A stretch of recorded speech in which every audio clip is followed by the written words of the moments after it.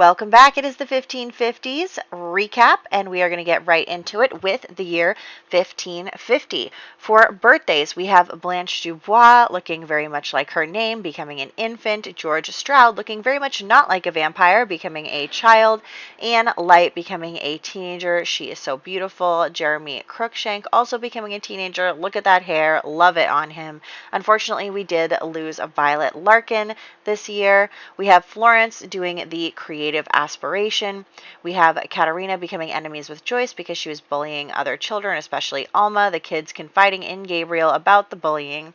Gabriel going on a date with Genevieve, just being the perfect couple all around. Talking with Heath about Joyce and the bullying, trying to get it solved. Gabriel being nervous about Genevieve's odds of dying in childbirth. Joyce apologizing to the other children for her actions, and Alice being born safely. So that was a great way to end 1550. In 1551, for birthdays, we have our little Alice becoming an infant, and then Bennett Cruikshank becoming a child. Gareth Heredia becoming a teenager, along with Isaac Dubois, and also Amos Light, and Elizabeth Cruikshank as well, all becoming teenagers, all have the same birthdays. And then we have Blanche Dubois unfortunately passing away, along with Joyce Dubois, who was unexpectedly passing, and then Vanessa Spell also passed away that year. We also had, this was the year of the sweating sickness. Lots and lots of people died. We'll get into that in just a second, but we also have Isaac and Nicholas becoming BFFs. We have Gabriel trying to be aware of how much pressure he puts on his heir, him reconciling with his sister, even though they continue to fight, and a memorial service for the sweating sickness. So let's get into all the people that died in the sweating sickness. So many of them. Adam Cruikshank, Albert Landgrab III, getting rid of that Landgrab line. Alexander Light, who was the heir to the throne. Alistair Luddit, who was our stepbrother. Alma Stroud, who was Katerina's BFF. Azure Cruikshank passing away as well. Our dear and beloved Basil Larkin, hot mess that he was. Also a hot mess, Beatrice Luddit passing away. Edith Gainsford, who I was going to use for something but ended up not being able to because of this. I'm not bitter at all. Elle Cruikshank. George Stroud, who we just saw kind of aging up. Heath Dubois the third passing away. Didn't really have a chance to have a family there. Ida Stroud also passing away. Jeremy Cruikshank with the long hair, don't care. Nicholas Gainsford the second passing away, leaving the title to his nephew. Paulina Landgrab passing away. The beautiful, the graceful Regina Dubois passing away. I loved her. I wanted to do something with her. I'm so sad she died. Rixon Del Rio passing away. Rowana Luddit passing away. I don't know why I keep saying that. I just need to fill up the 4 seconds that a picture goes on for. Rosamund Larkin, who then became Stroud. Siga Heredia. Thomas Luddit, also one of our step siblings. Urian Heredia passing away. And then last but not least, we have Valentina Spell dying as well. That was a lot of people dying in the sweating sickness. For 1552, we have our little Alice Larkin becoming a toddler. Charles Heredia becoming a child. Look at that little smirk. Aislena Light becoming a young adult. She is also so beautiful. Elizabeth, future Queen Elizabeth, becoming a young adult as well. For a new family that we added, we have the Whitehead family. This is Lilith and her husband Wymond, and then they have 2 children, one on the way. The daughter is Eneid, and the son is Anchor. I'm probably pronouncing all of that wrong. Anyway, we had Alice's birthday to start off the year. We also have Katerina and Elizabeth Cruikshank becoming BFFs. Loved that for them. Gabriel taking in Lawrence under his wing after all the deaths. The kids just being kids, still being kids, even though all their death and surrounding. And then Genevieve becoming BFFs with Lilith very quickly, actually, very surprisingly quick. In 1553, Madison Whitehead was born and became an infant. Her brother Anchor became a toddler. And then our Katerina became a teenager. Look at how beautiful she is. Unfortunately, her fiance, Edward VI, did pass away. So we had Katerina's birthday, followed by her coming out ball, which her fiance did not attend because he was busy dying. We have a try for baby because these two are just rolling the dice all the time. We have her working on her toddler skills, little Alice.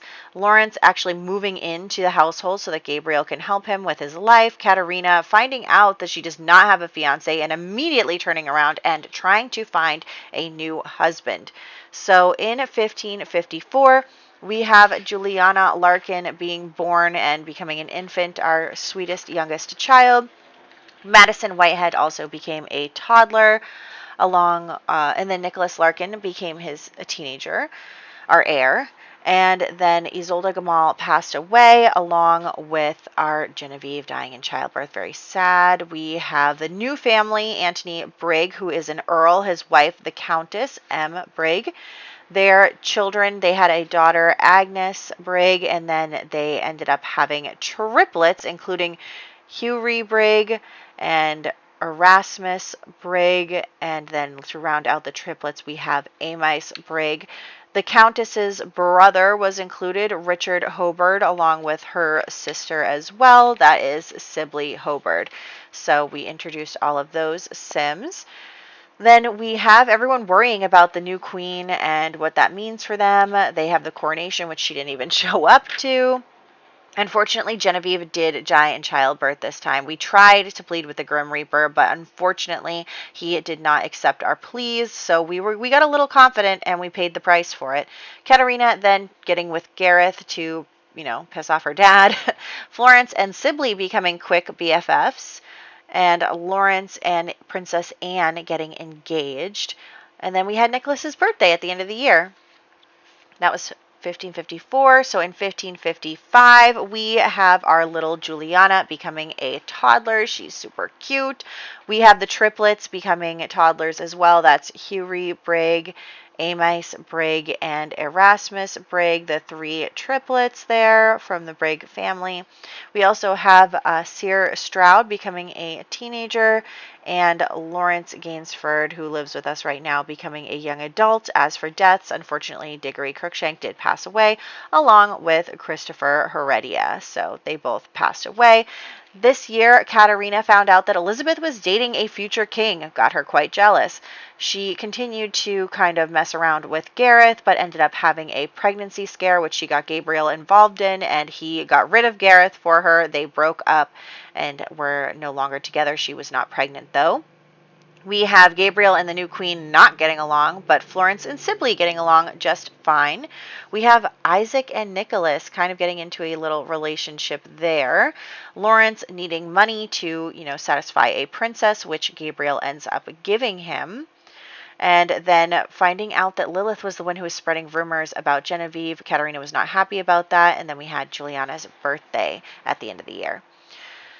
In 1556, we have our Alice becoming a child. Look at her. She's such a cutie pie. We also have Enade Whitehead becoming a child. Our dear Florence becoming a teenager, along with her BFF Sibley. Also beautiful. All my Sims are beautiful. All your Sims are beautiful. Molly Larkin becoming a young adult and marrying Richard Hobart, who also became a young adult. Martha Watson passing away. We then have everyone finding out about Nicholas and Isaac, and Gabriel kind of having a talk with him, and Isaac unfortunately rejecting a relationship with Nicholas. We have Christmas coming around, presents for all, Florence's birthday as well. We then have Nicholas trying to get over Isaac by setting him up on a date with Katerina. We find out a little bit more about Sibley's family situation, her deal with her brother, how they don't get along. We have Gabriel kind of trying to become friends with the future Queen Elizabeth. Then Katerina and Isaac actually going on a date and finding out that Lawrence had squandered all of the money. In 1557, we have Anchor Whitehead becoming a child. Then we have Anne Light becoming a young adult. She's so beautiful. I don't know what happened to her head. Caspar Albert ended up passing away along with our dear, dear Tobias. But before Tobias passed away, he did give Nicholas kind of a talk about what it means to be with another man in that society. Elizabeth telling Katerina that she is engaged to Amos, and Katerina going on a date with Isaac by herself this time, and then, of course, being mad at Lawrence for all of the things that he's done. In 1558, we have Richard Hobart II being born, becoming an infant. We have Madison Whitehead becoming a child. We're also starting to do a little bit different outfits now that we're getting into the Elizabethan era. We have Agnes Brigg also becoming a child. Bennet Cruikshank becoming a teenager.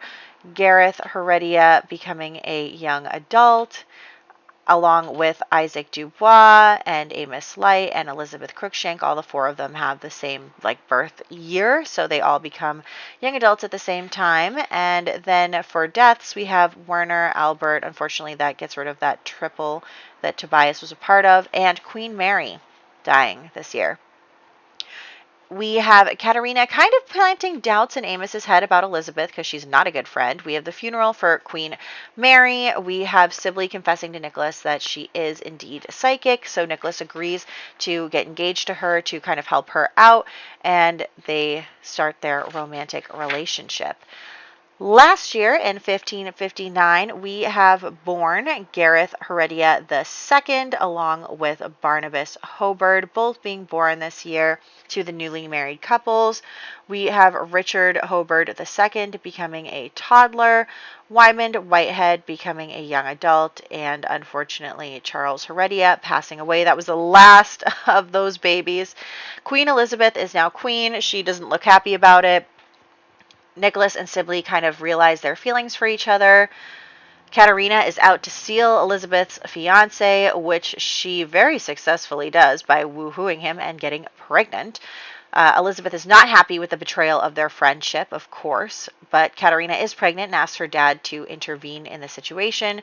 And then we have Sibley's family coming to try and bring her home, but Nicholas protects her, and they get an ominous prediction for the future. And Nicholas does tell Sibley about his past romantic relationship. Now we are on to the next decade. Very exciting. A plague, very scary. Even next year we have Katerina's birthday, which is also scary. I think we have one more birthday. I think it might be Juliana, but I can't remember. But yeah, so lots of stuff going on. Very exciting. We are making quick work of this century, which I really am excited about because I just love, getting through all of this and moving closer and closer to coming to America. Very exciting. I mean, it's still 70 years away, but that's okay. I hope you guys are excited, and I'll catch you in the next one.